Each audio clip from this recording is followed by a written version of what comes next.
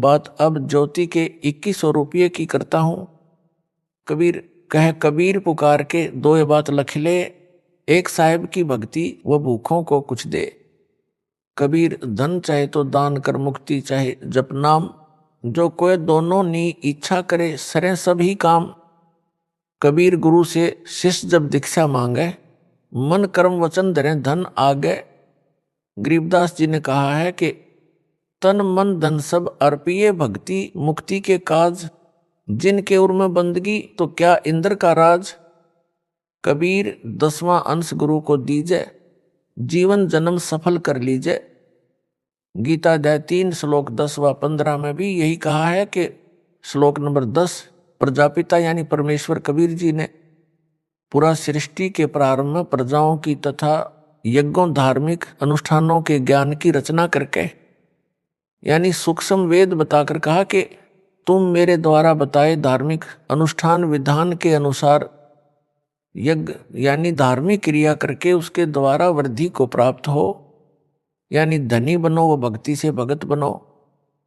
यह विधान अनुसार किया धार्मिक अनुष्ठान तुम सब साधकों को इच्छित पदार्थ प्राप्त करवाने वाले हो। मेरे अतिरिक्त जितने भी गीता के अनुवाद करता है उन सब ने ब्रह्मा को प्रजापिता लिखा है, उनकी बुद्धि काल ने बंद कर रखी है। श्लोक नंबर 11 इस यज्ञ यानी मर्यादा में रहकर किए गए धार्मिक अनुष्ठान द्वारा देवताओं को उन्नत करो। वे देवता तुम सब साधकों स्त्री पुरुष को उन्नत करें, यानी भौतिक व आध्यात्मिक धन के धनी बनाएं। इस प्रकार निस्वार्थ भाव से परस्परम यानी आपस में एक दूसरे को उन्नत करते हुए तुम सब परम यानी ज्योति निरंजन वाले मोक्ष लाभ से दूसरा जो पूर्ण मोक्ष लाभ है उस श्रेय यानी कल्याण को प्राप्त हो जाओ। गीता अध्याय 15 श्लोक 1 व 4 में पूर्ण ब्रह्म को तो वृक्ष की जड़ बताया तथा अक्षर पुरुष को तना, सर पुरुष यानी ज्योति निरंजन को डार, तीनों देवताओं रजगुण ब्रह्मा सतगुण विष्णु तथा तमगुण शिव को शाखा तथा पत्तों को संसार बताया है। इन श्लोकों में उसी के आधार से कहा है कि शास्त्र विधि अनुसार यानी गुरु मर्यादा में रहकर यज्ञ यानी धार्मिक अनुष्ठान करके यानी पूर्ण ब्रह्म की जो वृक्ष की मूल है सिंचाई यानी पूजा करो, जिससे देवता रूपी शाखा बढ़ेंगी, यानी देवताओं के पास सत्य साधक के शुभ कर्म व पुण्य कर्म जमा हो जाएंगे। ये देवता कर्म का फल ही देते हैं। इसलिए कहा है इस अध्याय 3 के श्लोक 15 में स्पष्ट है कि ब्रह्म यानी ज्योति निरंजन काल ब्रह्म की उत्पत्ति अविनाशी परमात्मा कबीर जी से हुई है। वह सर्वगतम ब्रह्म यानी सर्वव्यापी परम अक्षर परमात्मा नित्य ही यानी सदा ही यज्ञ यानी धार्मिक अनुष्ठानों में प्रतिष्ठित है, यानी इष्ट रूप में पूज्य है। जैसे गीता अध्याय 15 श्लोक 1 व 4 तथा 16 व 17 में कहा है कि यह संसार पीपल के उल्टे लटके पेड़ के समान है, जिसकी जड़ तो ऊपर परम अक्षर परमात्मा जानो तथा नीचे तीनों गुणों रजगुण ब्रह्मा सतगुण विष्णु तथा तमगुण शिव को शाखा जानो। जो इस संसार रूप वृक्ष के सर्व भागों को जानता है कि उस संसार रूप वृक्ष का तना कौन देव है, डार कौन देव है, जड़ कौन प्रभु है, शाखाएं कौन देवता है, पत्ते क्या कहे हैं। जो व्यक्ति तम यानी उस संसार रूप वृक्ष को इस प्रकार विस्तार से वेद यानी जानता है, वह संत वेदवित यानी वेद के तात्पर्य को जानने वाला है, यानी तत्वदर्शी संत है। कबीर परमेश्वर जी स्वयं सतगुरु बनते हैं तथा तत्वज्ञान बताते हैं। परमेश्वर कबीर जी ने बताया है कि कबीर अक्षर पुरुष एक पेड़ है, निरंजन वाकी डार, तीनों देवा शाखा है, पात रूप संसार। इसका विस्तृत वर्णन पहले इसी पत्र समझा है तो सिर दर्पाओं में कर दिया है। यहाँ पर अध्याय 3 के श्लोक 10 व 15 का इसी प्रकरण से संबंध है, इसलिए आंशिक वर्णन करना अनिवार्य था। वह किया है ताकि इनका यथार्थ भाव पढ़ने वाले को आसानी से समझ आ जाए। गीता अध्याय 3 श्लोक 12 यज्ञ धार्मिक अनुष्ठान जो गुरु जी की आज्ञा से करवाए जाते हैं उन द्वारा बढ़ाए गए देवता तुम सब साधकों को कर्मों अनुसार इच्छित पदार्थ बिना मांगे निश्चय ही देते रहेंगे। उन देवताओं द्वारा दिए हुए पदार्थों को जो उनको बिना दिए यानी 10वां अंश पूर्ण गुरु को दिए बिना स्वयं भोगता है, प्रयोग करता है, वह परमात्मा का चोर ही है। विवेचन गीता अध्याय 15 श्लोक 1 व 4, 16 व 17 का सार यह है कि यह संसार एक वृक्ष के तुल्य जानो, जिसकी जड़ को परम अक्षर ब्रह्म यानी पूर्ण ब्रह्म जानो, तने को अक्षर पुरुष यानी परब्रह्म जानो, एक मोटी डार को ज्योति निरंजन काल ब्रह्म यानी सरपुरुष जानो, और मानो कि उस डार को 3 शाखाएं हैं, उनको रजगुण ब्रह्मा, सतगुण विष्णु तथा तमगुण शिव जानो। इन तीनों शाखाओं को जितने पत्ते लगे हैं उनको संसार के जीव जंतु मानो जानो। पौधे से पेड़ बनता है, जैसे बीज बोया पौधा बना, उस पौधे की मूल रूट को जल डाला यानी सिंचाई की तो पौधे के सब अंग, तना, डार, शाखा व पत्ते विकसित हुए, पौधा पेड़ बना, फिर शाखाओं को फल लगे, बिना मांगे ही फल अपने पेड़ से मिलने लगे, पक पक कर गिरने लगे। ये एक उदाहरण है। गीता में लिखे प्रसंग को दास ने ठीक से समझा और समझाया है, जो वर्तमान तक किसी ऋषि, महर्षि व देवताओं को समझ नहीं आया था। यह संजय दिल्ली अज्ञानिक उत्तर देता है कि रामपाल को ज्ञान नहीं है, वह पेड़ की जड़ को पूर्ण ब्रह्म बताता है। संजय स्वयं मूर्ख है, उसे सब मूर्ख लग रहे हैं, मूर्ख को सब मूर्ख लगते हैं। दास ने कहा है कि ना तो पेड़ पूर्ण ब्रह्म है, ना उसकी जड़ यानी रूट, ना मिट्टी जिससे पेड़ को पोषक तत्व प्राप्त होता है।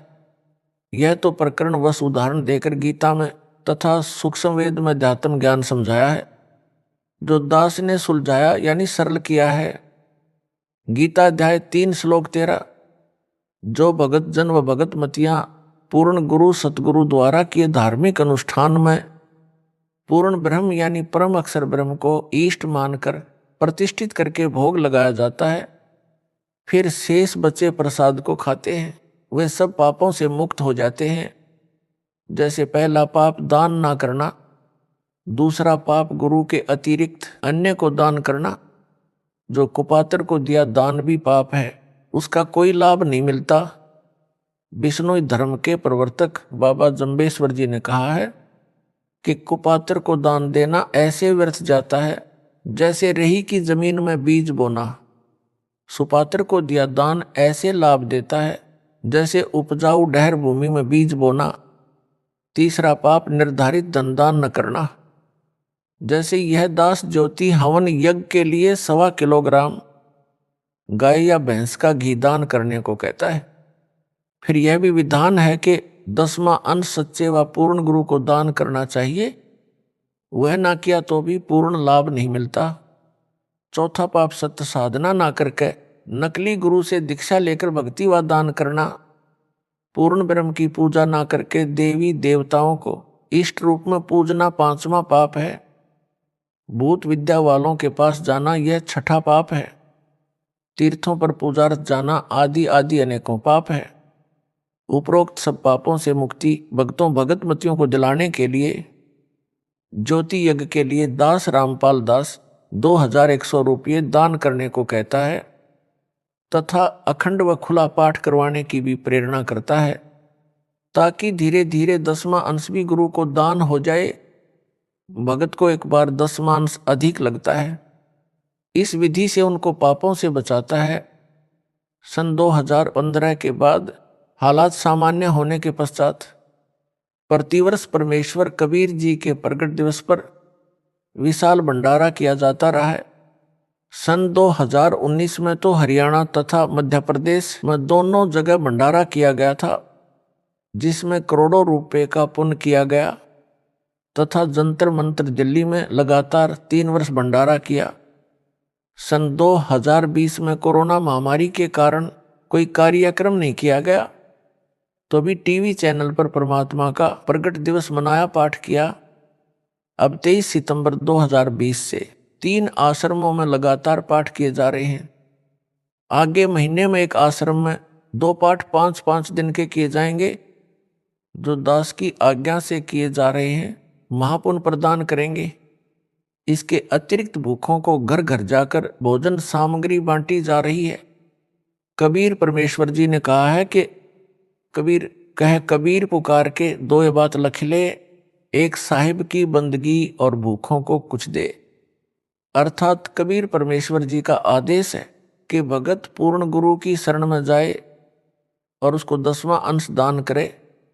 वह भक्ति कराता है तथा भूखों को भोजन व्यवस्था भी करवाता है।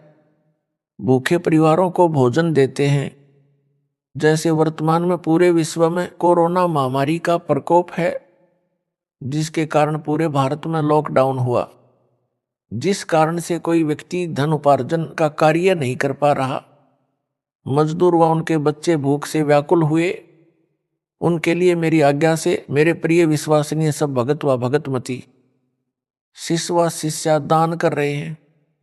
मेरी आज्ञा से मेरे द्वारा गठित कमेटी के सदस्य उस दान हुए रुपए से आटा, चावल, दाल, नमक, तेल, छौंक के लिए व अन्य प्रयोग के लिए हल्दी, मसाला, चीनी, चाय पत्ती, साबुन आदि आदि प्रतिदिन प्रयोग में आने वाली आवश्यक खाद्य सामग्री घर घर जाकर मुफ्त बांट रहे हैं। उनको दुखी परिवार बताता है, कल से कुछ नहीं खाया है, बच्चे बिलख रहे हैं। ऐसी आपदा के समय किया गया राहत कार्य सेवादारों को सेवा का लाभ देता है, दानियों को दान का लाभ देता है।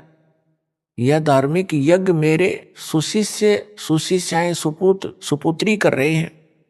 किसी को दवाई नहीं मिल रही है, उसे दवा देते हैं। उन दुखियों की आत्मा दानी व सेवादारों को दुआ देती है। परमात्मा ऊपर बैठा सबके ऊपर नजर रखे हुए हैं। संजय साकट दिल्ली तो नीम हकीम खतराए जान है। इसको अध्यात्म का काखा भी ज्ञान नहीं है, बस गुरु बनने की हवस उसे लगी है। यह दास इसलिए ज्योति यज्ञ के लिए 2100 रुपए दान करने को कहता है। उन रुपयों का 1.25 किलो स्वदेशी घी, गाय भैंस का जो 750 रुपये का मानो, शेष 1350 रुपये से धर्म यज्ञ व आश्रम में सत्संग के समय नाम दीक्षा के लिए जो बाहर से आने वाले भक्तों व भगतमतियों के लिए आवश्यक वस्तुएं, जैसे पंखे बिछाने के लिए दरीवा, मैट, आटा, चावल, चीनी, लकड़ी, तेल, गैस आदि आदि में हिस्सा लगाया जाता है। कई करोड़ रुपए की राहत सामग्री सेवादारों ने वितरित कर दी है। दिन रात एक कर रखा है। कई परिवार ऐसे मिले जो बता रहे थे कि कई दिनों से कभी एक समय भोजन खाया, कभी भूखे रहे। ऐसा चल रहा था। यदि आज भोजन नहीं मिलता तो परिवार के सब सदस्य आत्महत्या कर लेते। ऐसे ऐसे महापुण्य के कार्य आप भक्तों व भगतमतियों के दान से, दास की आज्ञा से आपके भाई बहन सेवादार कर रहे हैं। एक संजय दिल्ली है जो दिन रात ऐसी धर्मात्माओं में दोष निकालता रहता है, भक्तों व दास की निंदा करता रहता है, अपने कर्म खराब कर रहा है, केवल आश्रम में बनाता हुआ खाता है। वह भी मनमाना आचरण करके बिना मेरी आज्ञा के करता है। उसे धर्म कहता है। अन्य आपदा जो मुझ दास व 1000 अनुयायियों पर नवंबर 2014 में आई, झूठे मुकदमे दर्ज हुए, जेलों में डाले गए, उन सब की न्यायालय में पैरवी के लिए धन की आवश्यकता पड़ी। सारा रुपया आश्रम में रह गया, हमें पकड़कर जेल में डाल दिया। उस समय वकील करने थे, उनकी फीस देनी थी। कुछ ज्ञान के पूरे, गांठ के पूरे यानी धनवान भक्तों ने कहा कि जो भी न्यायालय से राहत पाने के लिए धन की आवश्यकता है वह सब खर्च हम वहन करेंगे। उस समय खराब परिस्थिति थी। दास ने उनसे दान नहीं लिया, सारी संगत के दान से लगाया, क्योंकि प्रत्येक पुण्य के काम में प्रत्येक का कुछ भाग लगना चाहिए। जो भगत जेलों में डाले गए उनका सारा खर्च, जेल का वो कुछ रुपए उनके घर पर प्रति महीने खर्चे के भेजे जाते हैं। कुछ ऐसे भगत भी हैं जिन्होंने अपने वकील स्वयं किए हैं तथा घर का खर्च भी कुछ एक नहीं लेते, परंतु उनकी संख्या नाम मात्र है। 940 भगत प्रत्येक तारीख पेशी पर हिसार आते हैं। उनके भोजन की व्यवस्था भी भक्तों के दान से मुफ्त की जाती है। उनको जाते समय 2 दिन का भोजन भी साथ दिया जाता है। जो दूर स्थान से आते हैं उनको आने जाने का किराया भी दिया जाता है। कुछ तो किराया नहीं लेते हुए नाम मात्र ही हैं। इससे भक्तों को महसूस नहीं हो रहा कि हम कष्ट उठा रहे हैं, क्योंकि उनको दास के सत्संगों से ज्ञान भी हो गया है। परमेश्वर कबीर जी ने कहा है, कबीर मानो संसारी लगन में दुख सह करोड़ा, सतगुरु शरण में आए के जो दुख सहे सो थोड़ा। अर्थात मानो स्त्री पुरुष अपने संसारिक कार्यों में अनेकों कष्ट सहन करते हैं, मुकदमे भी होते हैं, जेलों में भी जाते हैं, यात्रा में भी गर्मी सर्दी में आते जाते हैं, पैसे भी खर्च होते हैं, समय भी व्यर्थ जाता है, कष्ट भी उठाते हैं। कभी कभी तो सर्दी के मौसम में रेलवे स्टेशन पर एक चद्दर में रात गुजारनी पड़ जाती है। किसी की पुत्र वधू ने आत्महत्या कर ली, सारा परिवार जेल में, धन खर्च कष्ट भी, घर का नाश हो जाता है। इसके विपरीत भगत परमात्मा की भक्ति, वो सतगुरु शरण में जो कष्ट उठाते हैं उनका समय व्यर्थ नहीं होता। वे भक्ति समण करते करते यात्रा करते हैं, उनका खर्च हुआ किराया धर्म माना जाता है। जो हिसार कोर्ट में केस में हाजिरी के लिए तारीखों पर आते हैं उनको आम के आम, गुठलियों के दाम दोनों मिलते हैं। जैसे अनेकों अनुयायी गुरु जी के दर्शन व जेल धाम पर दंडवत प्रणाम करने महीने में कई बार आते हैं। जो निकट के निवासी हैं, दूर दूर स्थान वाले भी महीने 2 महीने में दंडवत प्रणाम करने, संत दर्श को चलने का पुण्य लाभ लेने आते हैं। कबीर संत मिलन को चालिए तजमाया अभिमान, जो कदम आगे रखे सो सो यज्ञ समान। अर्थात कबीर परमेश्वर जी ने कहा है कि हे भगत व भगत मती, पूर्ण संत यानी अपने सतगुरु के दर्शन के लिए अपने धन व पद का अभिमान त्याग चलना। ऐसे संत दर्शन के लिए चलते हैं, उनका प्रत्येक कदम एक यज्ञ के तुल्य लाभ देता है। उस समय में पैदल यात्रा ही हुआ करती, घोड़े से या रथ आदि से तो कोई इक्का दुक्का ही भगत संत के पास जाता था। इसलिए कदम की गणना बताई है। वर्तमान में वाहन से ही यात्रा अधिक है, उनको भी कदम के हिसाब से लाभ मिलेगा, क्योंकि आसाम, मध्य प्रदेश, गुजरात, राजस्थान का दूर स्थान, बिहार आदि दूर देश प्रदेश से गाड़ी से आना भी खाला जी का घर नहीं है। हिम्मत है उन पुण्यात्माओं की, वह विशेष कृपा है परमेश्वर कबीर जी की उनके ऊपर, जो ऐसे कलयुग में सब कार्य छोड़कर गुरु दर्शन को चल पड़ते हैं। ना गर्मी देखते हैं, ना सर्दी देखते हैं। धन्य है उनके माता पिता जिनसे जन्म लिया। धन्य ये भगत व भगतमती जिनमें यह प्रबल प्रेरणा बनी है। इनको पूर्ण ज्ञान है। संसारिक लगन में भी तो अनेकों कष्ट भोगने पड़ते हैं। परमात्मा प्राप्ति के लिए ये कष्ट कुछ भी नहीं है। इनका बेड़ा पार होगा। कुछ पाने के लिए कुछ करना भी पड़ता है। काल के दूत संजय दिल्ली ने भक्तों को जेल धाम हिसार में आने से रोका। कहा कि हिसार नहीं जाना, मेरे पास आना।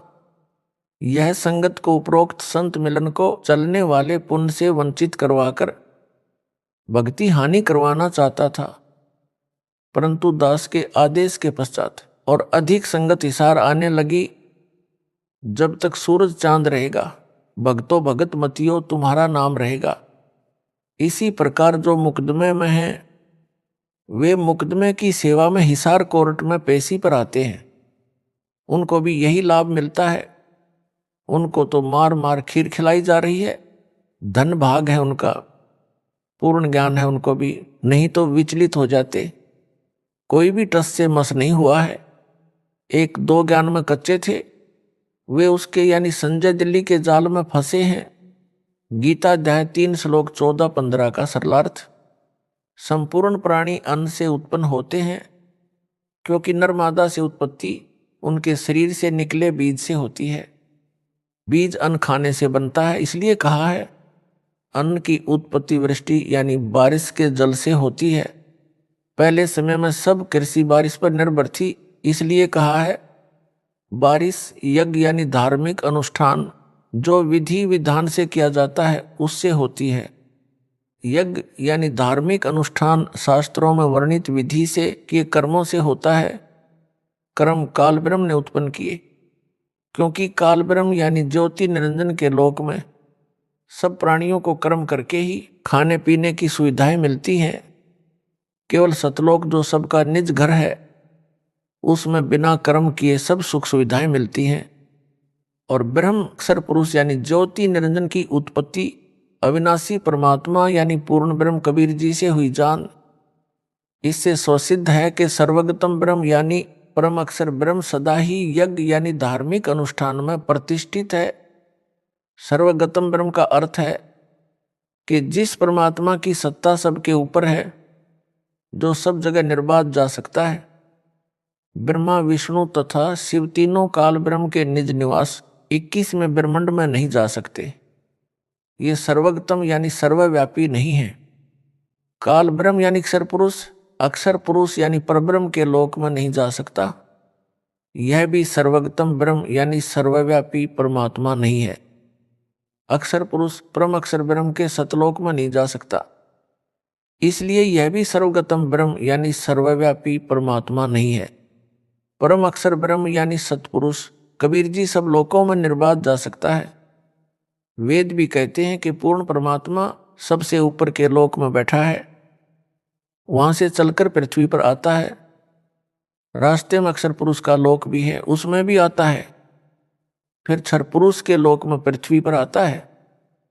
संत गरीबदास जी ने भी यही कहा है कि अजब नगर में ले गए हमको सतगुरु आन, झलके बिंब अगाध गति सूते चादर तान। अमर लोक से सतगुरु आए रूप धरा कारवाना, ढूंढत ऊंट महल पर डोले बूझत साह बयाना।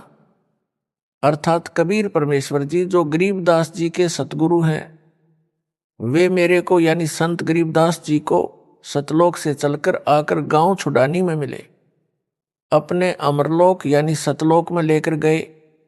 हम वहां सुख की नींद सोए यानी सूते चादर तान। सुल्तान अब्राहिम को भी अमरलोक से यानी सतलोक जो परमात्मा का ऊपर सुन आकाश में निवास स्थान है उससे आए, आकर कारवाना यानी ऊंटों के पाली का रूप बनाकर मिले। राजा के महल पर प्रकट हुए, राजा से वार्ता की। इसलिए सतपुरुष यानी अविनाशी परमात्मा ही सर्वगतम ब्रह्म सर्वव्यापी सबका धारण पोषण करने वाला है। इसलिए सब यज्ञों यानी धार्मिक अनुष्ठानों में इष्ट रूप में यानी मूल रूप में पूज्य है। गीता अध्याय 15 श्लोक 16-17 में भी स्पष्ट है, जो पहले बता दिया है कि श्रेष्ठ परमात्मा उत्तम पुरुष यानी पुरुषोत्तम तो श्लोक 16 में बताए सरपुरुष और अक्षर पुरुष से अन्य यानी भिन्न ही है, जिसे परमात्मा कहा जाता है।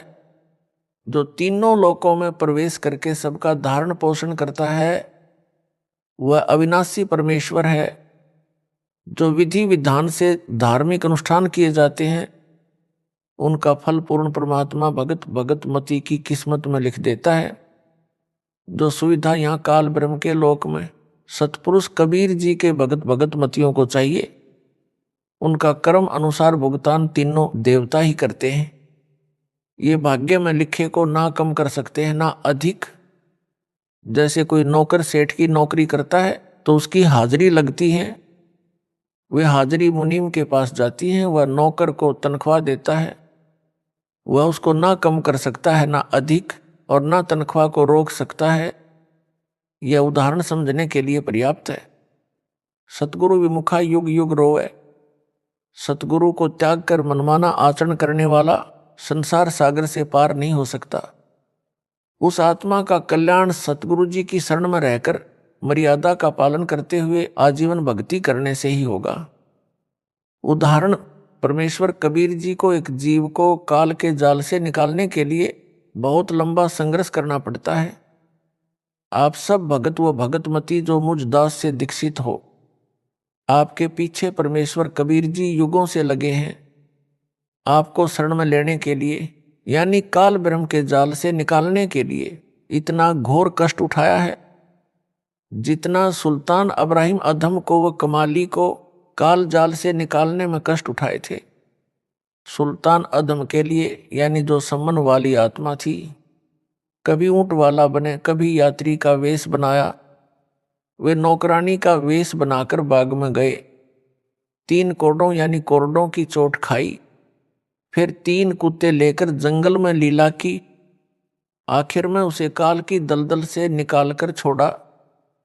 संत गरीबदास जी को कबीर परमेश्वर जी ने बताया है कि जो जन मेरी शरण है, ताका हूं मैं दास, गेल गेल लाग्या फिरूं जब तक धरती आकाश। एक ही उदाहरण आपको सब प्रमाण देगा जो इस प्रकार है। जीव को अपनी शरण में लेने के लिए परमेश्वर कबीर जी पहले जीव की शरण में स्वयं जाते हैं। प्रमाण जो कमाली लड़की शेख तकी की बेटी थी, उसको कैसे शरण में लिया और सतगुरु शरण त्याग कर उसने क्या क्या कष्ट उठाए तथा अंत में सतगुरु शरण में आकर ही मोक्ष प्राप्त किया। एक पुस्तक दास ने लिखी है आध्यात्मिक ज्ञान गंगा, उसमें परमेश्वर कबीर जी का चारों युगों में प्रकट होने वाला वर्णन है।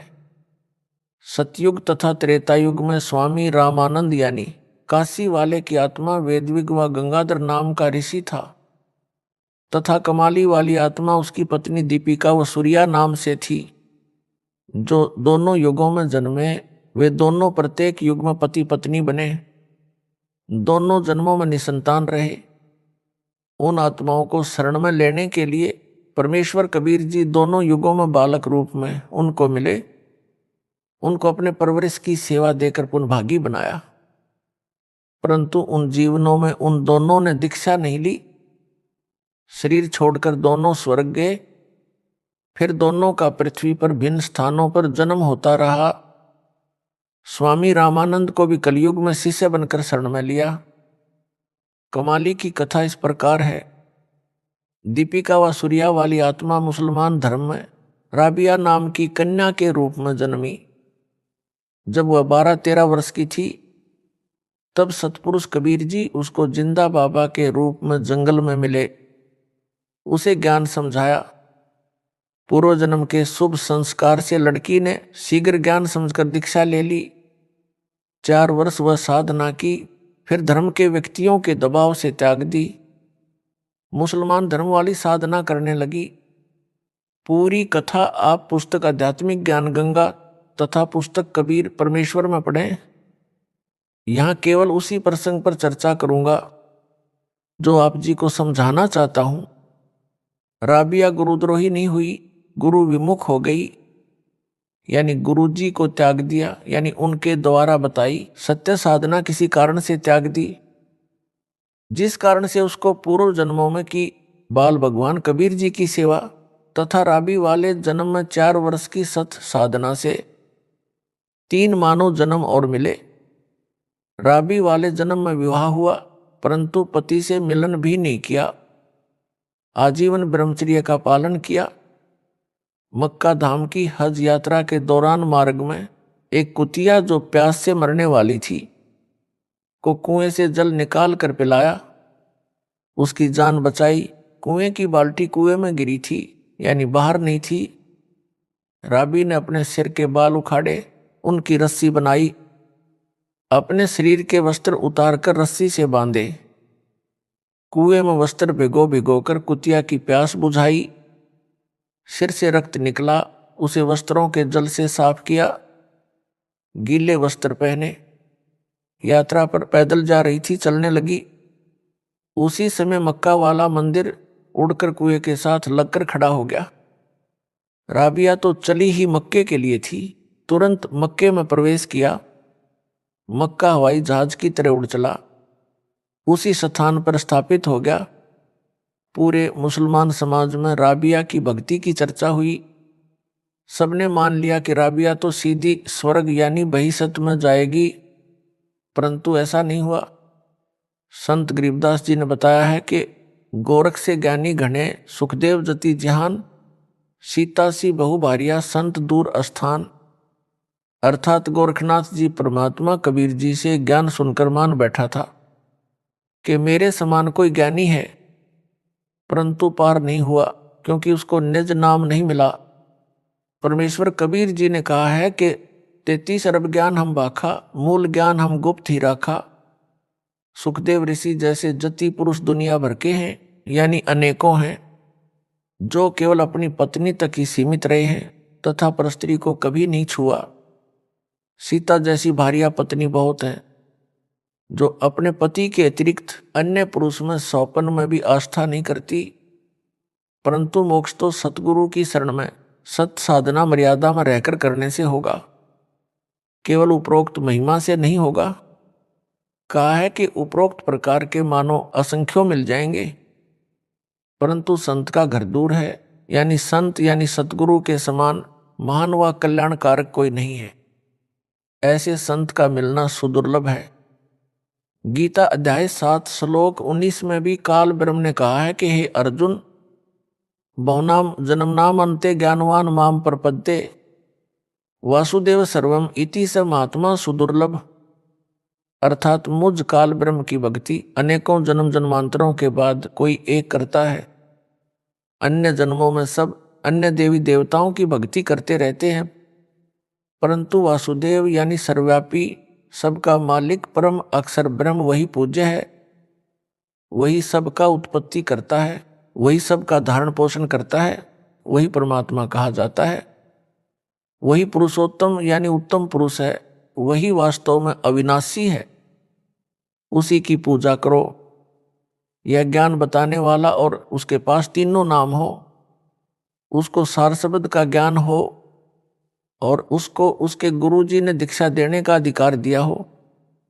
महात्मा सुदुर्लभ है, यानी मुश्किल से मिलता है। संत गरीबदास जी ने कहा है कि कोटियों मध्य कोई नहीं राई झूमकरा, अरबों में कोई ग्रक सुनो राई झूमकरा। अर्थात संत गरीबदास जी ने एक झूमकरा नामक जिज्ञासु को बताया कि जो ज्ञान वर्तमान में मेरे पास है, जो मेरे सतगुरु कबीर जी ने बताया है, वह ज्ञान तथा संपूर्ण मोक्ष मंत्र व नाम देने का अधिकार मेरे गुरु जी ने मुझे दिया है। ऐसा संत तेरे को करोड़ों में नहीं मिलेगा, कोई अरबों व्यक्तियों में एक मिलेगा, जो ग्रक हो यानी संपूर्ण ज्ञान हो, पूर्ण मोक्ष मंत्र हो तथा दीक्षा देने का अधिकार हो। वह ग्रक यानी भक्ति का धनी है। हरियाणा की भाषा में कहा जाता है कि यह व्यक्ति धन में ग्रक है, यानी घना धनवान है। जो अच्छा पहलवान हो उसे भी कहते हैं कि हांगिर में ग्रक है, यानी बहुत ताकतवर है। वह संत वर्तमान में दास है। सतगुरु कबीर जी स्वयं संत बने थे, स्वयं ही सतपुरुष के अवतार बने, यानी स्वयं सतपुरुष हैं। संत सतगुरु तथा साहिब में कोई अंतर नहीं है। गरीब सतगुरु संत और अवतारा तीन कला एक दरबारा। साहेब से सतगुरु भये, सतगुरु से भये संत, धर धर भेष विशाल अंग खेलें आदि और अंत। अर्थात कबीर परमेश्वर से सतगुरु तथा संत बने। वे भिन्न रूपों में स्वयं ही आदि अंत सदा ही लीला करते हैं। भगत कबीर व दास कबीर भी वही होते हैं, यानी एक ही समय में वे सतगुरु संत दास तथा भगत होते हैं। जो साकट संजय दिल्ली कहता है कि एक समय में एक सतगुरु होता है, एक संत एक ही दोनों रूप में नहीं होता। उसकी यह भी झूठ सिद्ध हुई। कथा राबिया की चल रही है। राबिया के चमत्कार को देखकर सबने स्वर्ग में जाने योग्य मान ली थी, परंतु उस पुण्यात्मा की बहुत दुर्गति हुई। राबी का शरीर त्याग कर कन्या का मानव जन्म प्राप्त हुआ। उसमें वैश्या का नरकीय जीवन जिया। गणिका का शरीर त्याग बंसुरी नाम की कन्या का जन्म मुसलमान धर्म में हुआ। प्रसिद्ध गायिका हुई, अल्लाह की महिमा के शब्द यानी राग गाया करती थी। मुसलमान धर्म के अनुसार धार्मिक क्रिया किया करती।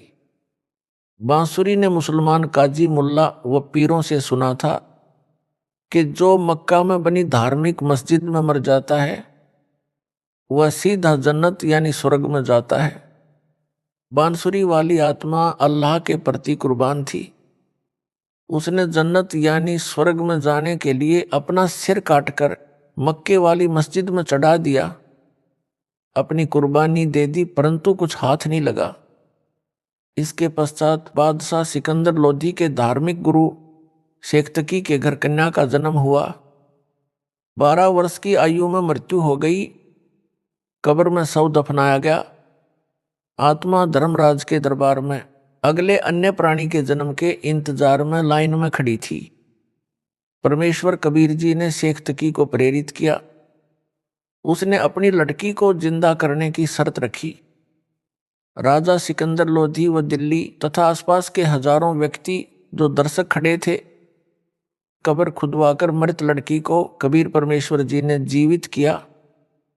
लड़की ने लगभग 1 घंटा ऊंची आवाज में अपनी आपबीती बताई तथा साथ खड़े कबीर जी को अल्लाह अकबर यानी सबका मालिक बताया और बताया कि इनसे दीक्षा लेकर 4 वर्ष भक्ति करने से 3 मानव जन्म मिले। अब मेरा मानव जन्म का संस्कार नहीं बचा था। ये परमात्मा धर्मराय दरबार में अभी अभी गए। धर्मराय को धमकाया कि आत्मा मेरी है, इसे छोड़ो। धर्मराय ने खड़ा होकर इनका सत्कार किया, हाथ जोड़कर मेरे को इनके हवाले कर दिया। लड़की ने अपने पिता शेख तकी के घर जाने से इनकार कर दिया। अपने परमपिता कबीर जी के घर पुत्री रूप में गई, दीक्षा ली, पुनः सतगुरु शरण में आई। तब उस आत्मा का काल के जाल से छुटकारा हुआ। आप सभी आत्माएं जो दास के उपदेशी और जो आगे दीक्षा लेंगे, कबीर जी ऐसे ही युगों युगों से पीछे पड़कर धर्म कर्म भक्ति से चार्ज करते रहे। अब आप मोक्ष प्राप्ति के अंतिम चरण में हो। अब गलती ना करो, दया करो उस परमेश्वर पर। गरीब लखबर सूरा जूझ ही लखबर सावंत दे, लखबर यति जिहान में तब सतगुरु शरणा ले। अर्थात पूर्व जन्म की धार्मिक कर्मी आत्मा सूरवीर होती है। सूरवीर कोई बुराई नहीं करता, निर्बल को नहीं सताता, अन्यायी बलवान से कभी नहीं डरता, अन्याय ना करता है ना सहन करता है, आन बान शान के लिए, देश के लिए, कौम के लिए कुर्बान हो जाता है, उल्टा कदम नहीं रखता। ऐसी आत्मा लाख जन्मों में रही हो और जो सावंत देह वाला होता है उसके एक या दोनों हाथ घुटनों से नीचे तक लंबे होते हैं, वह भी महापुण्य आत्मा होता है। ऐसी आत्मा लाख जन्मों में रही हो और जो आत्मा लाख जन्मों में जती रही हो, ऐसी आत्मा को परमेश्वर कबीर सतगुरु जी अपनी शरण में लेते हैं। आप जो दास से उपदेश प्राप्त हो, इनसे भी कई गुना नेक रहे हो। आप तो अंतिम चरण में पहुंच गए हो। जो अब गलती करेगा उसको फिर लंबा सफर तय करके इस अंतिम चरण तक पहुंचना होगा। जो गुरुद्रोही नहीं हुआ वैसे साधना त्याग कर मनमाना आचरण करने लगेगा। वह जो गुरुद्रोही हो गया उसका तो बेड़ा गर्क हो जाएगा। उसको तो असंख्यों युगों तक सतगुरु कबीर जी की शरण नसीब नहीं होगी। जो सतगुरु विमुख राबिया की तरह हो गया, उसे लंबा सफर तय करना होगा, अच्छे बुरे मानव जन्म पाएगा। जैसे राबिया ने गणिका तक का पाप कर्म किया, बेशर्मी का जीवन भी जिया, कल्याण फिर सतगुरु शरण में ही हुआ। सतगुरु विमुखा जुग जुग रोवे, मानुष जन्म पाकर खोवे। आप जी ने पिछले भक्तों की दशा देखकर सबक लेना चाहिए, सतर्क होना चाहिए। समझा है तो सिर दर पांव, बौर नहीं रे ऐसा दाव। अर्थात यदि उपरोक्त विचारों से कुछ समझ आई है तो शीघ्र लौट आओ सतगुरु की शरण में। ये अंतिम चरण है, आपका यह दाव फिर नहीं लगेगा।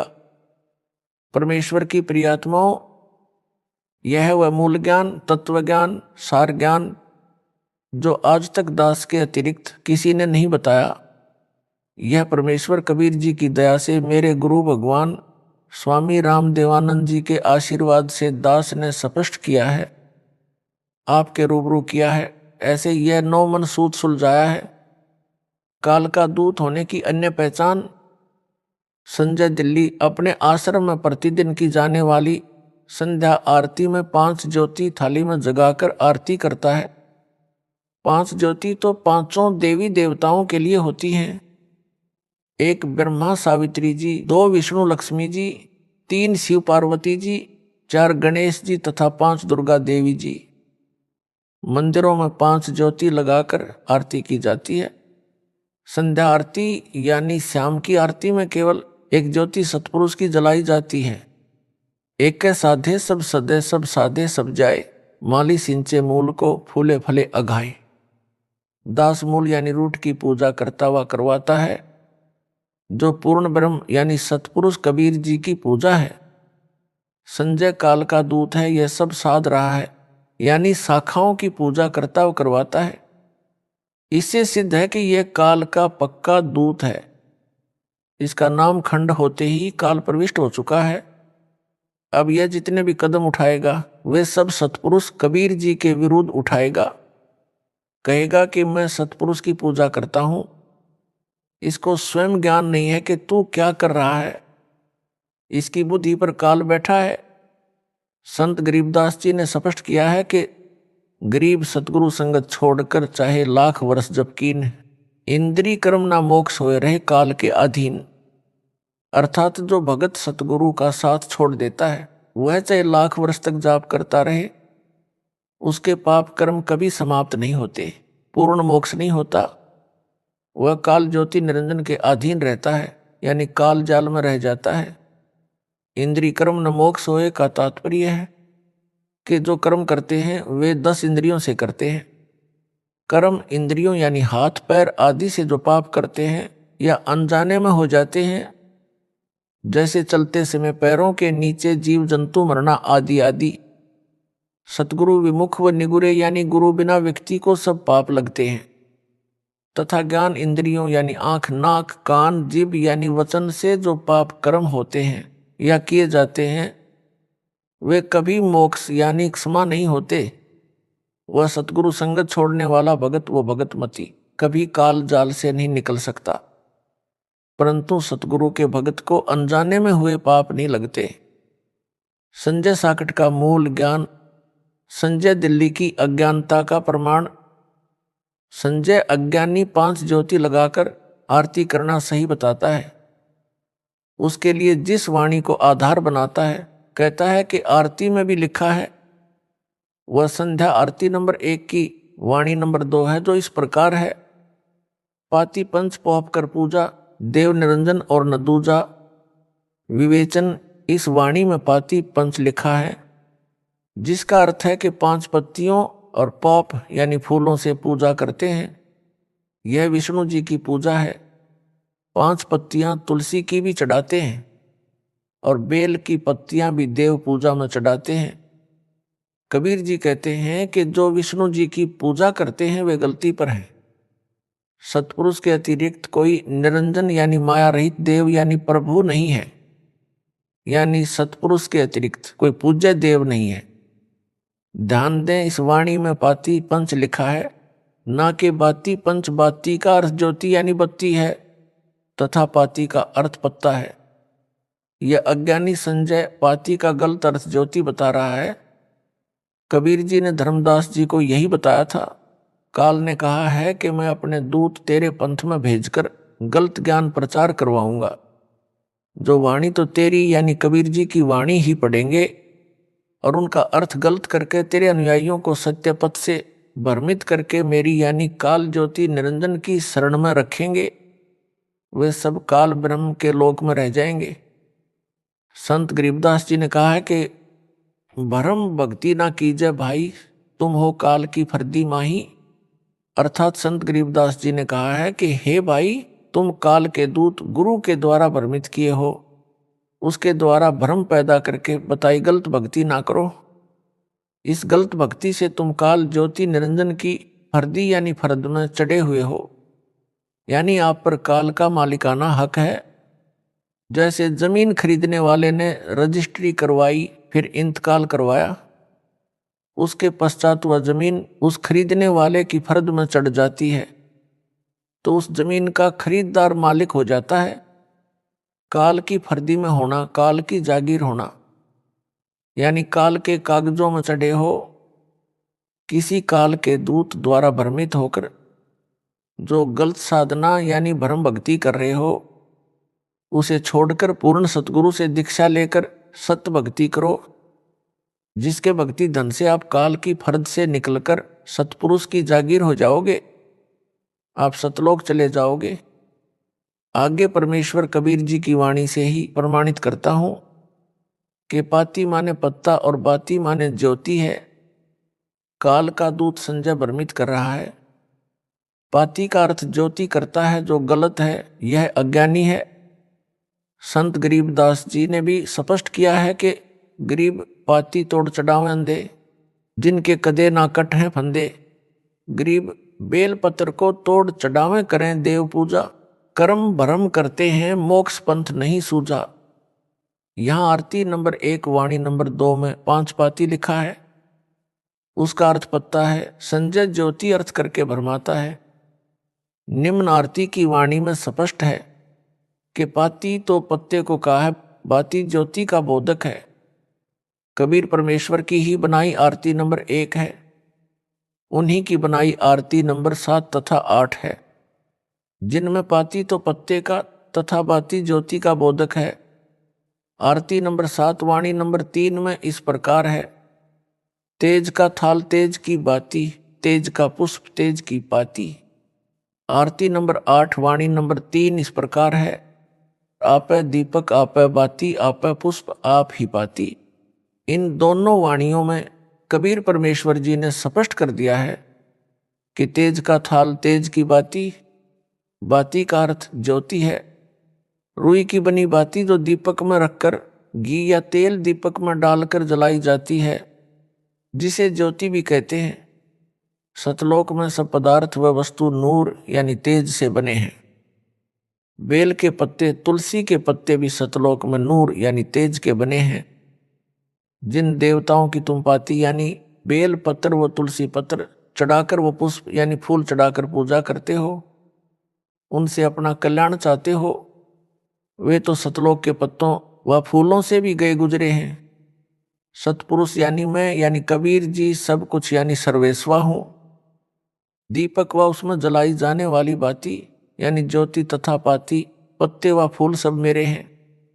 इन दोनों वाणियों ने स्पष्ट कर दिया है कि बाती तो ज्योति का बोधक है तथा पाती शब्द पत्ते का बोधक है। दीपक की बाती रुई से बनाई जाती है, दिए में रखकर घी डालकर जलाई जाती है, तब वह ज्योति कहलाती है। जो पाती का अर्थ ज्योति करके भक्तों को भ्रमित कर रहा है, इससे सिद्ध हुआ कि संजय दिल्ली महाअज्ञानी है, नीम हकीम खतरा जान है, काल का दूत है। परमात्मा की वाणी का गलत अर्थ करके भोले भक्तों व भगत मतियों को भ्रमित करके अपने जाल में फंसाकर नरक ले जाना चाहता है। इससे बचो। कबीर जी ने कहा है कि चोर चुरावे तुंबड़ी गाड्डे पानी माही, वह गाड्डे वो ऊपर आवे यूं सच्चाई छानी नाही। यदि कोई किसी का तुम्बा यानी सूखा मतीरा चुराकर जल में दबाता है तो वह जल में डूबता नहीं, न दबता है, ऊपर आता है।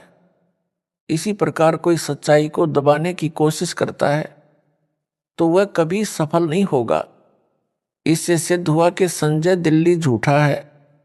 गरीब झूठे गुरु के आश्रय कदे ना उधरे जीव, सच्चा सतगुरु कबीर है आदि परम गुरु पीव।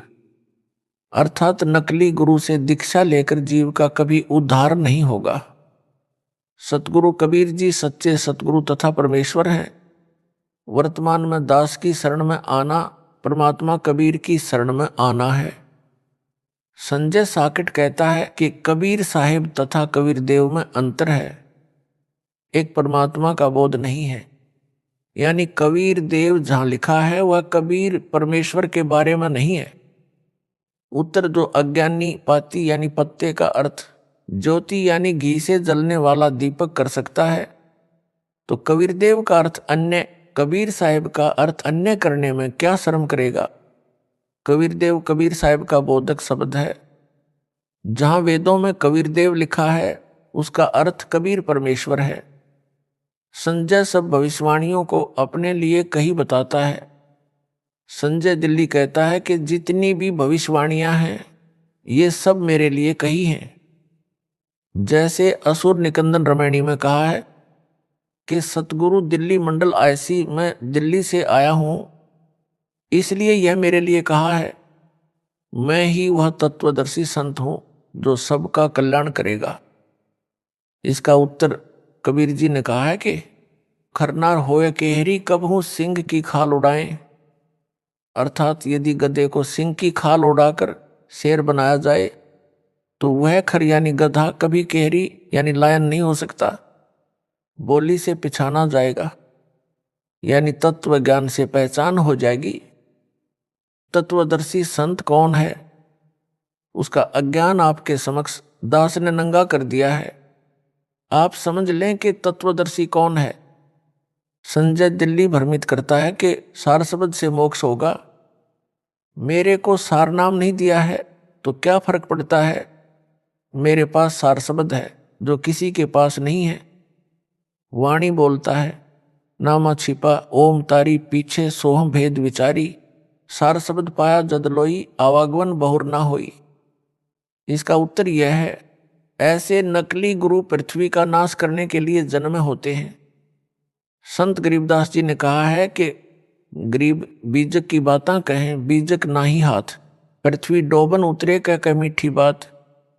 सारनाम व सार शब्द पर विवेचन दास सत्संग में भी सतनाम सारनाम सार शब्द बताता है। एक हैंडपंप लगाने का उदाहरण भी देता है जो इस प्रकार है। प्रथम मंत्र के जाप से साधक की आत्मा निर्मल होती है, भक्ति में रुचि बढ़ती है तथा वित्तीय स्थिति में सुधार होता है। भक्ति धन में वृद्धि होती है। नल यानी हैंडपंप लगाने का उद्देश्य जल प्राप्ति होता है। इसी प्रकार भक्ति करने का उद्देश्य परमात्मा प्राप्ति होता है। हैंडपंप लगाने के लिए पाइप व नल की मशीन आदि खरीदने के लिए धन की आवश्यकता होती है। जिसके पास रुपया है वही नल लगवा सकता है। भक्ति रूपी नल के लिए प्रथम मंत्र की कमाई से पाइप खरीदी जाएगी, यानी सतनाम मिलेगा, जिसका श्वास उश्वास से जाप किया जाता है। जैसे पाइप को जमीन में लोअर करने के लिए बोकी यंत्र से बोर बनाना होता है। बोकी जमीन के अंदर बाहर चलाई जाती है। जब बोर जल तक पहुंच जाता है तो मिस्त्री यानी गुरुजी नल की मशीन लगा देता है। मशीन को सारनाम जानो, सारनाम का सुमिरन करना होता है। जैसे जल निकालने के लिए नल की मशीन का हैंडल पकड़कर उसे बाहर भीतर चलाना होता है, तब जल मिलता है। सारनाम का सुमिरन करने से परमात्मा मिलता है। परमात्मा सार शब्द है। परमात्मा प्राप्त करवाना सार शब्द देना है। भगत को सतनाम व सारनाम की कमाई पूरी करवाकर उसे सार शब्द दिया जाता है। यह सार शब्द देना है। संजय साकट दिल्ली मेरी सत्संग की वीडियो से वाणी सुनकर विद्वान बना फिरता है। कहता है कि नामा छिपा ओम तारी पीछे सोहम भेद बिचारी, सार शब्द पाया जद लोई आवागवन बहुर ना होई। इसका अर्थ करता है कि सार शब्द से जन्म मरण मिटेगा, सारनाम की क्या आवश्यकता है। वाणी में सारनाम नहीं लिखा जो ऊपर बताई है। सीधा सार शब्द पाया जद लोई आवागवन बहुर ना होई। झूठ बोलता है कि वह सार शब्द मेरे यानी संजय के पास है। वाणी बोलता है कि 33 अरब ज्ञान हम भाषा, मूल ज्ञान गुप्त ही राखा। दास द्वारा विवेचन, यही तो गुप्त ज्ञान है जो किसी को नहीं बताया, केवल रामपाल दास को बताया है। संत गरीबदास जी की वाणी है, सोहम ऊपर और है सत सुकृत एक नाम। अर्थात ओम से ऊपर सोहम, सोहम से ऊपर सारनाम, सारनाम से ऊपर सार शब्द, यानी कबीर परमात्मा मिलेगा। जैसे ऊपर नल के उदाहरण में बोकी बाहर भीतर लगाना, यानी सतनाम का जाप करने से पानी तक पाइप पहुंची। मशीन को सारनाम मानो, उसका भी सुमिरन करना है, यानी मशीन भी हैंडल से चलानी है, फिर पानी मिलेगा, यानी सार शब्द मिलेगा, अर्थात सतपुरुष कबीर मिलेगा। यह सार शब्द है। इस शब्द में नामा छिपा ओम तारी में सारनाम जानबूझकर संत गरीबदास जी ने नहीं लिखा।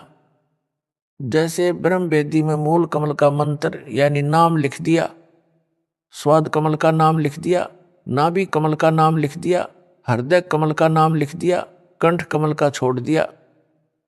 फिर पूरा मंत्र संत गरीबदास जी ने आगे कहीं लिख दिया। इस अनाड़ी संजय दिल्ली ने मेरे से दीक्षा में प्रथम मंत्र ना लिया होता तो यह ब्रह्म वेदी पढ़कर कहता कि कंठ कमल का नाम कहीं जपने का नहीं है। वाणी भी बोल देता कि देखो हृदय कमल तक के नाम है, कंठ कमल का जाप नहीं है, इसकी कोई आवश्यकता नहीं है। फिर इस अज्ञान को तत्व ज्ञान कहकर भोले भक्तों को गुमराह करता। संजय साकट दिल्ली वाला मेरे रामपाल दास के सत्संगों से शब्द की वाणी सुनकर अपने को तत्वज्ञानी बताता है। यह अज्ञानी संजय दिल्ली एक शब्द की वाणी अपने अज्ञान को तत्वज्ञान सिद्ध करने के लिए कहता है कि संत गरीबदास जी ने कहा है, दिव्य दृष्टि खुली हमारी, सार शब्द से टोया वो, गरीबदास गायत्री लापी, शीश पीठ जम रोया वो। मैं उस संजय दिल्ली से प्रश्न करता हूं कि हे नकली तत्वदर्शी, तू गायत्री लापी का अर्थ बता। वह गायत्री बता जिस गायत्री के लापने से काल सिर कूटकर रोता है। यही तो गुप्त ज्ञान है, यह रहस्य है जो यह दास सार शब्द देते समय उजागर यानी डिस्क्लोज करता है। दिव्य दृष्टि कैसे खुलेगी दास बताता है, सतनाम व सार नाम के जाप से दिव्य दृष्टि खुलेगी, फिर सार शब्द से पूर्ण ब्रह्म मिलेगा। संजय दिल्ली मेरे सत्संग की वीडियो तथा ऑडियो सुनकर व उन भोले भक्तों को सुनाकर अपने को तत्वदर्शी संत सिद्ध करने की कुचेष्टा कर रहा है। ऊपर लिखी वाणी तो बोलता है, प्रभावित करने के लिए भगत मान लेते हैं कि संजय को सार शब्द का पता है। दास का कहना है कि इसको सार नाम ही नहीं मिला है, सार शब्द तो दूर की कौड़ी है। यह तो उस श्रेणी का पाखंडी है जिनके बारे में कबीर जी ने कहा है कि करनी तज कथनी कथे, अज्ञानी दिन रात कुकर ज्यों भौंकत फिरे, सुनी सुनाई बात। गरीबदास जी ने वाणी में कहा है कि यह सार शब्द है, लहा जाए तो लहिए, यानी समझ सके तो समझ ले। जो डोट लगाए हैं इस स्थान पर वाणी में सार शब्द लिखा है, इस पत्र में नहीं लिखूंगा। यह सार शब्द दास देता है, यानी परमात्मा को प्राप्त करवाता है। हे अज्ञानी, हे ढोंगी, बता तेरा तत्व ज्ञान इससे भिन्न कौन सा है जिसे सार शब्द कह रहा है। कबीर परमेश्वर ने कहा है कि संतों शब्द शब्द बखाना, शब्द फांसा सब कोई, शब्द भेद नहीं पहचाना। ओम भी शब्द है, सोहम भी शब्द है। वाणी सोहम शब्द हम जग में लाए, सार शब्द हमने गुप्त छिपाए, यानी सोहम भी शब्द है। सोहम का एक गुणात्मक शब्द भी है, सार नाम भी शब्द है। जैसे सोहम शब्द सार नाम भी शब्द है, सार शब्द भी शब्द है। शब्द को पहचानना है, कौन सा शब्द कितना लाभदायक है। संत गरीबदास जी ने कहा है कि सार शब्द को खोज कर शब्द में बैठे, यह है वह गुप्त भेद मूल ज्ञान। कहा है कि सार शब्द मिलने के बाद भी कुछ और करना है, तब मोक्ष होगा। इसका भेद दास यहां नहीं खोलेगा, क्योंकि यह है वह मूल ज्ञान, गुप्त ज्ञान। संजय साकट दिल्ली बता इस वाणी का भेद। यदि तेरे पास गुप्त ज्ञान है, मूल ज्ञान है, जो तू दावा कर रहा है मूल ज्ञान, गुप्त ज्ञान, सार ज्ञान होने का, भोले भक्तों को मूर्ख बना रहा है।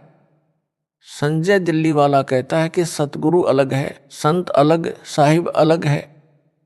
एक समय में एक सतगुरु होता है, एक संत होता है। मेरे को दास को तो सतगुरु कहता है, अपने को संत भगत व दास कहता है, और तर्क देता है कि जीव कल्याण संत भगत दास से होना है, सतगुरु से नहीं हो सकता। मैं यानी संजय सबके कष्ट दूर करूंगा, यह भी इसकी झूठ है। प्रमाण संत गरीबदास जी की वाणी में गुरुदेव के अंग की साखी नंबर 53 में, गरीब साहिब से सतगुरु भये, सतगुरु से भये संत, दर दर भेख विशाल अंग खेले आदि और अंत। अर्थात सतपुरुष यानी भगवान कबीर जी साहिब तो हैं ही। काशी में प्रगट काल में सतगुरु भी वही थे, संत भी वही थे, दास भी थे। प्रत्येक शब्द वाणी में दास कबीर लिखा है। भगत भी थे क्योंकि भक्ति का अभिनय भी करते थे। उस समय कोई अन्य संत व सतगुरु उनके समान नहीं था, ना कोई भगत ना कोई दास उनके समान था। इब्राहिम सुल्तान के बाग में नौकरानी का रूप बनाकर गए। सुल्तान ने कौड़े मारे तो भी उसे कोई दंड कबीर परमेश्वर जी ने नहीं दिया। वे तो सुल्तान को भस्म भी कर सकते थे। वर्तमान में यह दास सतगुरु है तथा संत भी है। भक्ति करता हूँ, भगत हूँ। प्रत्येक प्रवचन में वह वाणी में दास कहता हूँ। संजय दिल्ली का यह कहना भी झूठ है। यह हर प्रकार से कपटी व महिमा का भूखा व झूठा है। ब्रह्म 4 हैं या अधिक। संजय दिल्ली कहता है कि 4 ब्रह्म हैं, मेरे अतिरिक्त किसी को ज्ञान नहीं है। उत्तर जो बेशर्म होता है वह ऐसी ही बकवास किया करता है। बुद्धिमान तो शीघ्र समझ जाते हैं। जिन्होंने दास के सत्संग कम सुने हैं वे इस पामर प्राणी के जाल में फंस गए हैं। अपड़ो ब्रह्म 4 नहीं अधिक हैं। काल के 21 ब्रह्मांड हैं जिनका यह मालिक है। इन 21 ब्रह्मांडों में काल ज्योति निरंजन को ब्रह्म कहा जाता है। संजय को ब्रह्म के अर्थ का भी नहीं पता, इसलिए बकवास कर रहा है। ब्रह्म का अर्थ प्रभु है। गीता में 3 ब्रह्म यानी प्रभु पुरुष बताए हैं। एक सर ब्रह्म यानी अक्षर पुरुष, दूसरा अक्षर ब्रह्म यानी अक्षर पुरुष, तीसरा परम अक्षर ब्रह्म यानी परम अक्षर पुरुष यानी सत्य पुरुष। परंतु 21 ब्रह्मांड का ब्रह्म यानी प्रभु ज्योति निरंजन यानी क्षर ब्रह्म है। यहाँ के ऋषि इसी को ब्रह्म यानी साहब कहते हैं। जैसे राज्य का प्रभु यानी साहब मुख्यमंत्री साहब है। मुख्यमंत्री कार्यालय के अधिकारी यानी कर्मचारी एक दूसरे से कहते हैं कि साहब का यह आदेश है। सब समझ जाते हैं कि किस साहब का आदेश है। उनको समझ है कि सीएम साहब का आदेश है। उपायुक्त कार्यालय के कर्मचारी भी यही कहते हैं, साहब का यह आदेश है। उनको भी पता होता है कि हमारे साहब यानी प्रभु कौन है। इसी प्रकार प्रत्येक कार्यालय के कर्मचारियों के लिए साहब अपना अपना होता है। इसी प्रकार काल ज्योति निरंजन यहाँ के प्राणियों के लिए जाना माना साहब यानी ब्रह्म है। इसको ब्रह्म ही कहा जाता है। कबीर परमेश्वर जी भी काल ब्रह्म के लोक में आकर इसकी जानकारी ब्रह्म कहकर देते हैं। जो ऋषिजन शीघ्र समझ जाते हैं कि ब्रह्म कौन है। कबीर जी ने बताया है कि ब्रह्म 5 रूप धारण करके एक महाब्रह्मंड के 5 ब्रह्मंडों में लीला करता है। प्रमाण शब्द कर नैनो दीदार महल में प्यारा है मैं साखी नंबर 21 में लिखा है कि 5 ब्रह्म 5 अंड बीनो, 5 ब्रह्म नि अक्षर चिन्हो, 4 मुकाम गुप्त तय कीन्हो, जा मद बंदीवान पुरुष दरबारा है। अर्थात दास ने सृष्टि रचना में विस्तार से बताया है कि काल ब्रह्म के 21 ब्रह्मांड हैं, जिनमें से 20 ब्रह्मांडों के 4 महाब्रह्मांड बनाए हैं। प्रत्येक महाब्रह्मांड में 5-5 ब्रह्मांडों का समूह बनाया है। 21वां ब्रह्मांड अकेला 5 ब्रह्मांडों के समान क्षेत्र वाला है। उसमें 4 मुकाम यानी स्थान गुप्त बनाए हैं। जो एक महाब्रह्मांड वाले 5 ब्रह्मांडों में, जिनको अंड भी कहते हैं, उनमें काल निरंजन 5 रूप बनाकर रहता है, जो वहां का ब्रह्म यानी साहब कहलाता है। इस प्रकार ब्रह्म 5 हैं, 4 नहीं।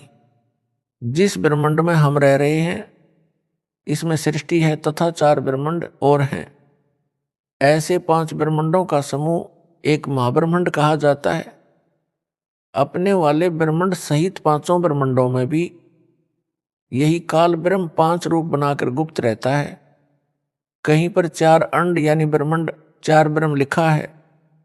इस महाब्रह्मांड में अपने वाले ब्रह्मांड से अन्य 4 ब्रह्मांड और हैं। उन ब्रह्मांडों में भी यही ब्रह्म गुप्त रह रहा है। यह काल ब्रह्म की ही जानकारी है। गुप्त तो वह रहता ही है। ये 4 मुकाम यानी स्थान गुप्त हैं तथा जो 5 ब्रह्मांडों के समान क्षेत्र वाला 21वां ब्रह्मांड है, उसमें भी 4 मुकाम गुप्त बना रखे हैं। वे ब्रह्मांड नहीं है, काल का यह निज निवास स्थान है। जिस महाब्रह्मांड के एक ब्रह्मांड में हम हैं, इस ब्रह्मांड के प्राणियों तथा ब्रह्मा विष्णु तथा शिव तक को उन अन्य 4 ब्रह्मांडों का ज्ञान नहीं है। इसलिए कहीं 4 ब्रह्मांड तथा 4 ब्रह्म लिखा है।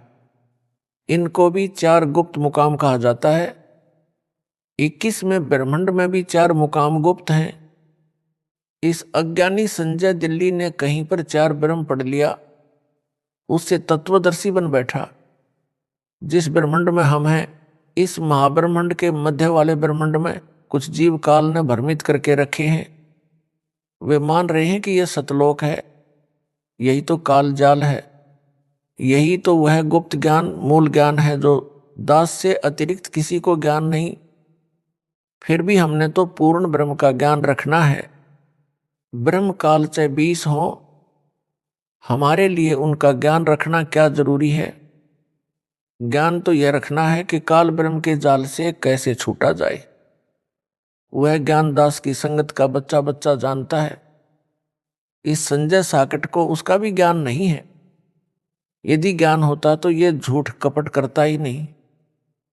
यह काल का पक्का एजेंट है। इससे भगत व भगतमती सावधान रहो। ऐसे अपराधी के दर्शन से भी दोष लगता है। आरती में बदलाव किया है जो महापाप है। भक्तों ने बताया है कि संजय दिल्ली ने संध्या आरती के अंत में गुरु जी यानी दास का गुरु स्तुति का शब्द है, मेरे गुरुदेव भगवान दियो काट काल की फांसी की अंतिम पंक्ति में फेर बदल कर रखा है। वास्तविक पंक्ति इस प्रकार है, स्वामी राम देवानंद दाता आपकी घनी सतावें बाता, तेरा रामपाल अज्ञान किया सतलोक का वासी। फेर बदल करके इस प्रकार बनाई है, जिसे उसके चेले आरती में गाते हैं, सतगुरु रामपाल दाता आपकी घनी सतावें बाता, तेरा दासन दास कीजियो सतलोक का वासी। इसका उत्तर इस प्रकार है, संत व सतगुरु की वाणी से उसकी छाप यानी नाम काटकर अन्य विधि से नहीं लिख सकते, कोई बदलाव नहीं कर सकते। बदलाव करना उस सतगुरु व संत का अपमान है। संजय दिल्ली की बुद्धि काल ज्योति निरंजन ने बंद कर रखी है। यह कहता है कि रामपाल पृथ्वी पर विद्यमान है, इसलिए यह कहना कि क्या सतलोक का वासी गलत है। इस पंक्ति को इस प्रकार बोलना चाहिए था कि कीजियो सतलोक का वासी। इसको तो दास के ज्ञान में अपने अज्ञान के कारण दोष दिखाई देता है।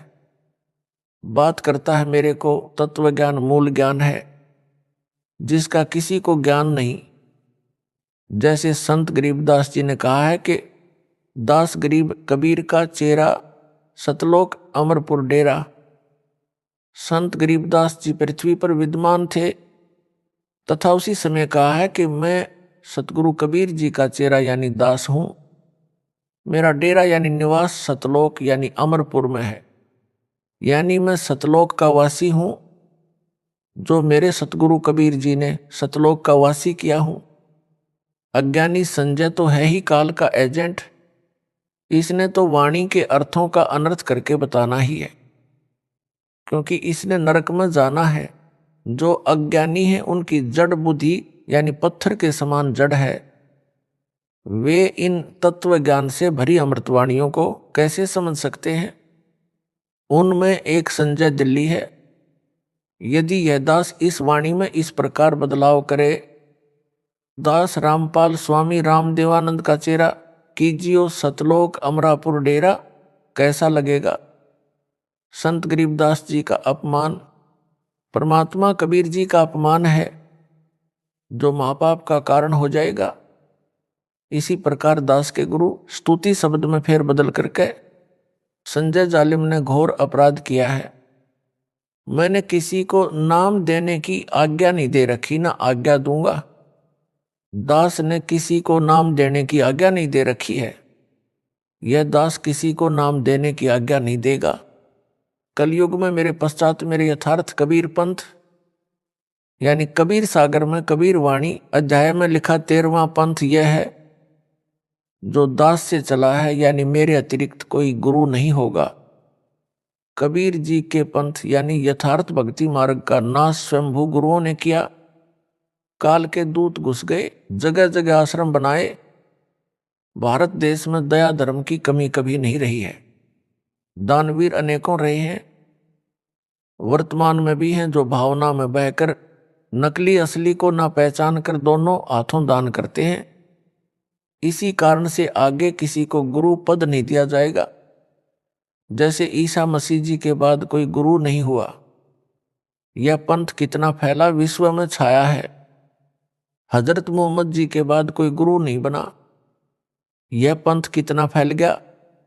सिख पंथ में 10वें सिख गुरु श्री गोबिंद सिंह जी ने भी आगे गुरु पद बंद किया। उसके बाद सिख पंथ विश्व में फैल गया। अब यही निर्णय दास ने लिया है। आगे से मेरा वीडियो वाला इलेक्ट्रॉनिक शरीर ही सबको नाम देगा, ज्ञान देगा। सन 2008 से इसी शरीर में दास नाम दीक्षा वीडियो से दे रहा है। लाखों अनुयायियों ने इसी इलेक्ट्रॉनिक यानी नूरी स्वरूप से दीक्षा ली है। सबको अद्वितीय लाभ हुए हैं और हो रहे हैं, आगे भी होते रहेंगे। आप जी साधना वान्य टीवी चैनलों पर प्रतिदिन सत्संग में भक्तों तथा भगत मतियों के अपने मुख से सुनते हो। आगे भी कलयुग में इसी विधि से नाम दीक्षा दी जाती रहेगी। दास सतलोक चला जाएगा तो भी यही इलेक्ट्रॉनिक शरीर सत्संग करेगा तथा दीक्षा देता रहेगा। सबको इसी प्रकार लाभ होता रहेगा, कष्ट निवारण भी होगा। मोक्ष तो होना ही है, जो सतपुरुष कबीर जी की भक्ति का मूल उद्देश्य है। मैं यानी दास किसी को नामदान यानी दीक्षा देने की आज्ञा नहीं दूंगा। यह सत्संगों में कई बार दास ने बोला है। कबीर पंथ का बिगाड़ स्वयंभू गुरुओं ने ही कर रखा है। ना उनको यथार्थ अध्यात्म ज्ञान, ना यथार्थ भक्ति के नामों का ज्ञान। वे सब काल प्रेरणा से कार्य कर रहे हैं। जैसे यह संजय दिल्ली काल प्रेरित है और सब मनमुखी भक्ति व धार्मिक क्रियाएं कर रहा है। यह स्वयंभू गुरु बनने की तैयारी कर चुका है। कभी भी अपने को गुरु घोषित कर देगा, क्योंकि यह काल का दूत है। सब भक्ति के क्रम गलत कर रहा है। संत गरीबदास जी ने कहा है कि नकली स्वयंभू गुरुओं ने गांव के गांव खराब कर दिए हैं। मनमुखी भक्ति की क्रिया करवाकर सबका अनमोल मानव जीवन नष्ट करवा दिया। फिर एक परंपरा पड़ जाती है, पीढ़ी दर पीढ़ी वही चलती रहती है। नकली गुरु मानव समाज का सबसे बड़ा शत्रु है। जैसे कोई झूठा पासपोर्ट बनाता है, लोगों को गुमराह करके कहता है कि ये असली पासपोर्ट है। उसे पासपोर्ट बनाने का अधिकार ही नहीं है, तो उसका बनाया पासपोर्ट व्यर्थ है। जब वह हवाई अड्डे यानी एयरपोर्ट पर जाएगा विदेश जाने के लिए, तब वह नकली पासपोर्ट काम नहीं आएगा। बनाने वाला तथा बनवाने वाला दोनों दोषी पाए जाएंगे। उस समय बहुत देर हो चुकी होगी।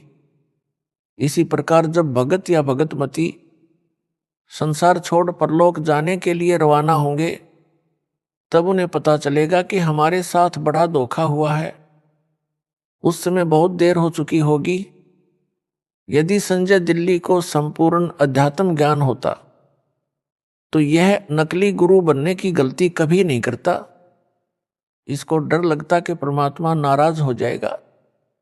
यदि गुरुजी ने नाम दीक्षा का अधिकार नहीं दे रखा है तो भूलकर भी इतनी बड़ी गलती नहीं करनी चाहिए।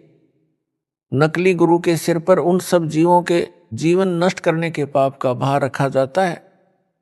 जिन जिन को यह नाम देगा, इसको नाम दिलाने का भी अधिकार नहीं है। नाम देने का तो किसी को अधिकार देना ही नहीं है। इस बेशरम को शर्म भी नहीं आती, जो अपने आप गुरु जैसी क्रियाएं कर रहा है। आशीर्वाद देता है, चंवर करवाता है, तिलक लगवाता है, पैरों पर फूल डलवाता है। अन्य उदाहरण जैसे किसी राज्य की सरकार सरकारी नौकरी लगाने के लिए एक बोर्ड का गठन करती है। उसका एक चेयरमैन बनाया जाता है, जो नौकरी लगने के लिए निवेदन करते हैं। उनकी योग्यता के अनुसार चेयरमैन नौकरी के लिए चयन करता है उनको अपॉइंटमेंट यानी नियुक्ति पत्र देता है, अपने दस्तखत करके मोहर लगा देता है। उन सबको सरकार नौकरी पर रख लेती है तथा सरकार ही तनख्वाह देती है। यदि कोई धोखेबाज असली जैसा नियुक्ति पत्र बनाकर कुछ व्यक्तियों को नियुक्ति पत्र देता है, उनसे रुपए रिश्वत में लेता है, उसका नियुक्ति पत्र कहीं काम नहीं आएगा, उसको सरकार दंडित करेगी। ठीक इसी प्रकार जो अनधिकारी गुरु बनकर दीक्षा देता है या दीक्षा दिलाता है और दान के रुपए लेता है, परमात्मा उसे दंडित करेगा। उसने अनेकों अनजान लोगों के अनमोल मानव जीवन को नष्ट कर दिया। संत गरीबदास जी ने कहा है कि गरीब गुरुआ गाम बिगाड़े संतो, गुरुआ गाम बिगाड़े, ऐसे कर्म जीव कहला दिए इब जड़े नहीं झाड़े। झूठे गुरु को लीतर मारे, घर से काट घसीटे, या के पीटे पाप नहीं है, या को निश्चय पीटे। अर्थात नकली स्वयंभू गुरु इतना हानिकारक है कि वह पूरे गांव के भोले व्यक्तियों का मानव जीवन नष्ट करवा देता है। ऐसे शास्त्र विधि रहित भक्ति कर्म करवाता है जिनसे मोक्ष नहीं हो सकता। पूरा गांव उसी गलत साधना पर दृढ़ हो जाता है, समझाने से भी नहीं छोड़ता। नरक में जाते हैं, प्रेत का जीवन जीते हैं, मां कष्ट उठाते हैं। संजय गिल्ली मृत्यु के बाद भूत बनेगा, इसकी समाधि उसी गांव में बनाई जाएगी, फिर इसके अनुयायी उस यादगार की पूजा किया करेंगे। ऐसे यह जालिम अनेकों मानवों का जीवन नष्ट करेगा, यह प्रेत बनकर यहीं रहेगा। ऐसे जालिमों से मानव को बचाने के लिए परमात्मा ने दास से यह यथार्थ कबीर पंथ प्रारंभ करवाया है, जो उन्होंने 600 वर्ष पूर्व ही बता दिया था, वही आज सफल हुआ है। इसमें यह संजय दिल्ली नामक कीड़ा लगा है। इससे बचाव के लिए यह पत्र एंटीबायोटिक यानी रोगनाशक औषधि का काम करेगा। जो इसको मन लगाकर पड़ेगा उसी पर असर करेगा, उसका मानव जीवन नष्ट होने से बच जाएगा। मानव जीवन बहुत अनमोल है, इसके एक श्वास की कीमत इतनी है जो परमेश्वर कबीर जी ने बताई कि कबीर कहता हूँ कहीं जात हूँ, कहूँ बजाकर ढोल, श्वास जो खाली जात है वह 3 लोक का मोल। अर्थात मानव शरीर प्राप्त प्राणी के एक श्वास की कीमत तीनों लोकों, स्वर्ग पाताल व पृथ्वी लोकों के समान है। यह श्वास बिना सत भक्ति के खाली जाता है तो मानव को अत्यधिक हानि होती है। जो नकली झूठे गुरुओं से दीक्षा लेकर भक्ति व दान आदि करते हैं, उनको भी यही हानि होती है। यही श्वास यदि पूर्ण गुरु जो दीक्षा देने का अधिकारी है तथा यथार्थ नाम जाप को देता है, उससे दीक्षा लेकर स्मरण में लगाया जाए तो उस सतनाम के श्वास उश्वास के एक जाप से कितना कीमती हो जाता है, वह संत गरीबदास जी ने बताया है। सतनाम पालडे रंग होरी हो, 14 लोक चढ़ावा राम रंग होरी हो, 3 लोक पासंग धरे रंग होरी हो, तो ना तुले तुलाया राम रंग होरी हो। अर्थात पूर्ण सतगुरु जो सत दीक्षा देने का अधिकारी है, उससे दीक्षा लेकर सतनाम का एक स्मरण श्वास उश्वास से किया जाए तो उसकी इतनी कीमत हो जाती है जो वाणी में बताई है। उसको इस प्रकार समझें, तराजू जिसे तखड़ी यानी बैलेंस भी कहते हैं, गांव में तो आज भी घरों में प्रयोग होती है। एक काष्ठ की मजबूत डंडी यानी लकड़ी जो लगभग 3 फुट लंबी व 2-2.5 इंच की परिधि की गोल होती है, उसके दोनों सिरों पर लोहे की चद्दर के पलड़े रस्सियों से बांधे जाते हैं। उसके मध्य में एक रस्सी को डांडी में सुराख करके बांधा जाता है, जो 2-3 इंच बड़ी होती है, मोटी 1 इंच होती है। उसे पकड़कर तराजू से सामान तोला जाता है। जब सामान तोला जाता है तो तराजू को जांचा जाता है कि इसमें कोई खामी यानी एरर तो नहीं है। यदि डंडी सीधी नहीं होती है और दोनों पलड़े एक रेखा में नहीं होते हैं तो उस तराजू में त्रुटि है। उसको कहते हैं कि तराजू में पासंग है, पासंग ठीक करो, कुछ दाने पासंग में रखो, तब यह सही परिणाम देगी। मान लो चने तोलने हैं और तराजू में कमी है तो उस पलड़े में कुछ चने रखे जाते हैं, जो ऊपर उठा होता है, चने डालकर पलड़े एक रेखा में लाए जाते हैं। वे मुश्किल से मुट्ठी भर होते हैं, जिनसे तराजू के दोनों पलड़े सीधी रेखा में हो जाते हैं। वे चने मात्रा में 20 या 30 यानी मुट्ठी भर होते हैं तथा कुल तोले जाने वाले चनों की मात्रा 10 मन यानी 400 किलोग्राम भी हो सकती है। जिस पलड़े में मुट्ठी भर चने पासंग में रखे थे, उधर बट्टे यानी वेट रखे जाते हैं। जो चने पासंग वाले हैं वे सौदे में नहीं गिने जाते, वैसे ही पलड़े में पड़े रह जाते हैं। उनकी तो सौदे में गिनती भी नहीं होती। ठीक यही उदाहरण देकर संत गरीबदास जी ने समझाया है कि एक श्वास उश्वास से सतनाम का स्मरण करने से साधक के एक जाप की इतनी कीमत होती है कि तराजू के एक पलड़े में पूर्ण सतगुरु, जिसे उसके गुरुजी ने दीक्षा देने का अधिकार दे रखा हो, उससे दीक्षा प्राप्त करके किया सतनाम का एक श्वास उश्वास का स्मरण रख दे।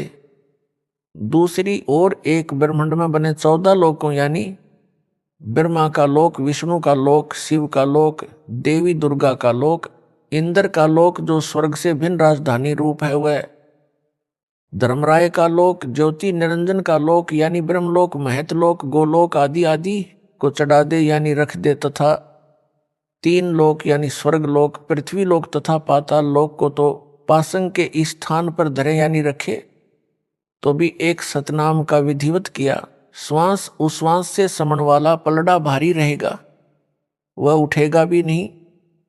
परमेश्वर जी आपकी काल के दूतों यानी पागल कुत्तों, पवन तथा संजय से रक्षा करे। सत साहिब।